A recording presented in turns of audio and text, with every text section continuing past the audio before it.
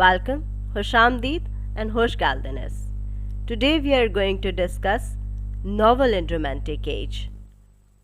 Today we have tried our best to change our interface a bit, and we are going to present the slides for you. Uh, let's talk about the contents we are going to discuss today. We're going to discuss, first of all, the introduction of the romantic prose or romantic novel. Then we will discuss the initially written forms of the novel on that time, which was Gothic novel, and then we will discuss the prominent literary figure, the prominent novelist of the time, who is Jane Austen. I am going to discuss the major themes of her works, and I'll try to highlight the important works as well. Romantic age is named after its trends and its emphasis on the creative value of imagination. As we all know, the basic slogan of the Romantic age was their emphasis on the power of imagination in order to create or compose the literature. The important features of romantic novel were initially Gothic, means they were having the themes like terror and mystery on that time. And that very form, which was popular on that time, it was Gothic novel. The dominant form of novel on that time was Gothic novel. The type of novel known as Gothic novel has certain features. So let's discuss those features. Gothic novels are normally based on mysterious settings and plotline. Elements of terror and secrecy are very high, means in the Gothic novels, we normally find the elements of terror and secrecy. Then we can also find the supernatural characters in this type of novels, then the element of sorcery, magic, and then mysterious plot twists are also found in this type of novel, which is known as Gothic novel. Important Gothic novel writers of the time are Mrs. Anne Radcliffe, and particularly her novel, The Mysteries of The Mysteries of Adolfo, and The Italian. These were the important or the celebrated Gothic novels of the time, which were written by Mrs. Anne Radcliffe. Mrs. Anne Radcliffe was also an inspiration for the coming generations of the novelists. We will also discuss that. And when we talk about the Gothic zest of her works, we can find that she has imitated the writings of Horace Walpole, because this element of terror was first introduced by Horace Walpole in his Gothic novels.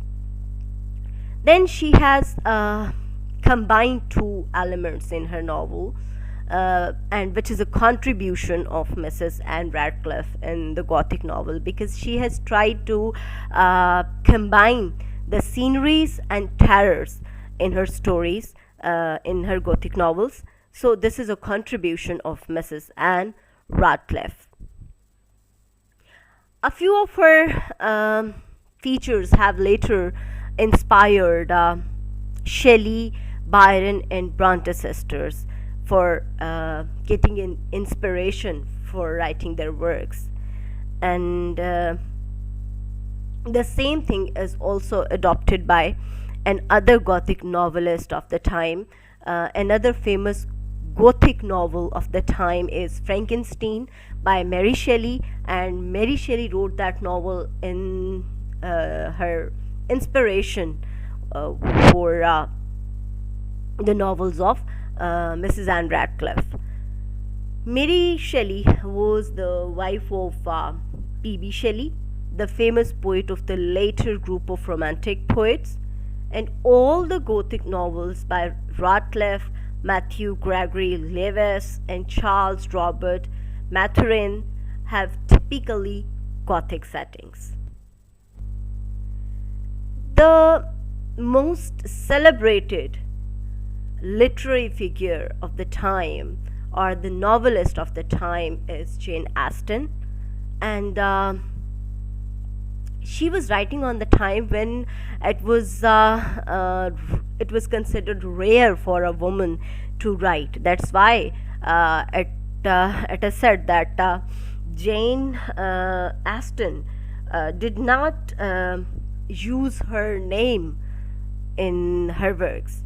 She That's why her novels are not published during her lifetime. One of the foremost English novelists who was never acknowledged publicly during her lifetime, because she hasn't used her name in her novels initially.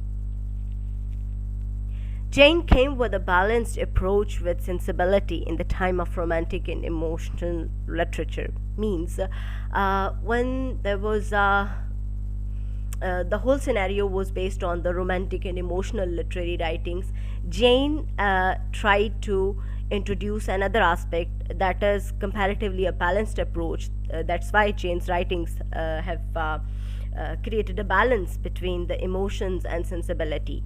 So, the element of Jane Austen's writings, the focal element of Jane Austen's writings, the contribution of Jane Austen in the romantic novel is the use of sensibility. Jane Austen's novels normally revolve around some major things, which are normally about the age. Her plots revolve around rustic settings and cultures, and normally her novels have three to four families in the countryside culture, and all those families are consisted of some typical characters: mother, father, and siblings, and they all have a typical rustic mindset. And another thing regarding Jane Austen's novels is that in all of her novels, normally the conflict within a conflict is found. So it also means that we can find multiple plots in Jane Austen's novels. There is a plot within a plot as well, a conflict within a conflict as well. Most of Jane Austen's themes are related to love and marriage. Most of her novels have the same debates in different stories.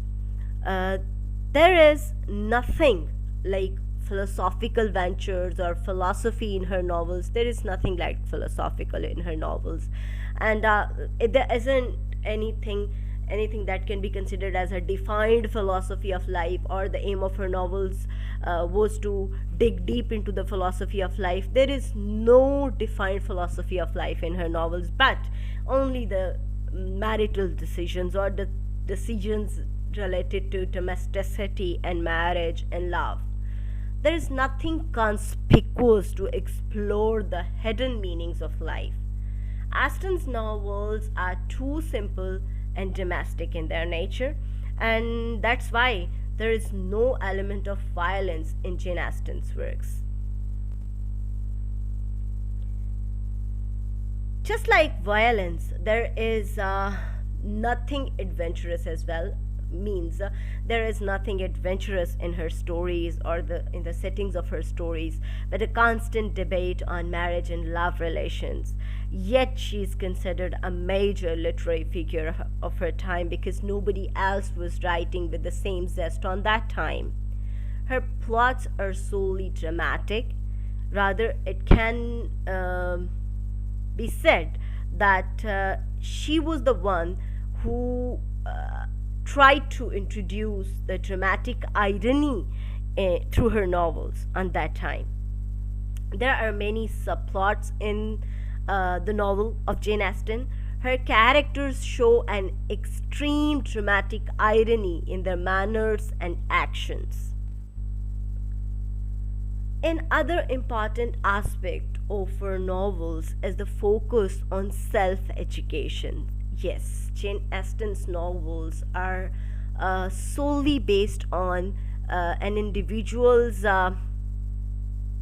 journey towards self assessment or self education.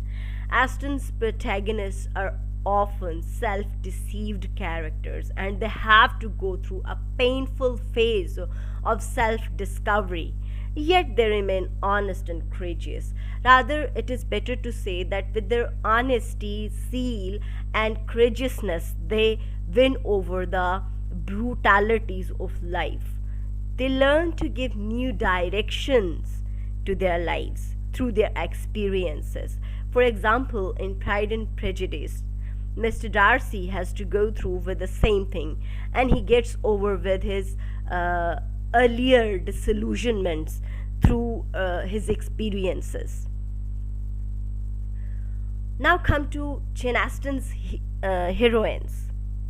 Jane Austen's heroines are normally strong willed women, just like Elizabeth of Pride and Prejudice. And this element of strong will is also followed by Bronte sisters in their novels. Austen's characters means Austen's females, Austen's heroines, they know how to win over the crisis of their lives. This way, she has taken an initiative towards feminism. Yes, we can say the first celebrated feminist of English literature is Jane Austen, because in her novels we can find the element of feminism for the first time in its full swing. So this way she has taken a step towards feminism, which is later followed by Bronte sisters as well in their novels, particularly in their novels, rather in almost all of their novels. They have an inspiration for feminist zeal, and that's why we can find an apt description of feminism in Bronte sisters novels as well, like Jane Eyre and Wuthering Heights and Shirley and Professor. All of these novels, they are carrying the feminist themes in them, and they are actually inspired of Jane Austen's feminist zest. So Jane Austen has represented a feminization of English novel by trying her men as pretending themselves to women what they actually are not. This is something that has done by Jane Austen, but Bronte's concerns are a bit different. Some of the important literary works of Jane Austen, or the academically celebrated works of Jane Austen, are Pride and Prejudice, Emma, Mansfield Park, and Sense and Sensibility. We will have a separate discussion for each of these works, for each of these academically celebrated works of Jane Austen. For today, my focus is on the historical development of English novel in the Romantic age, and particularly my focus is on to explain the features of Jane Austen's novels. See you in the next video with some new topic.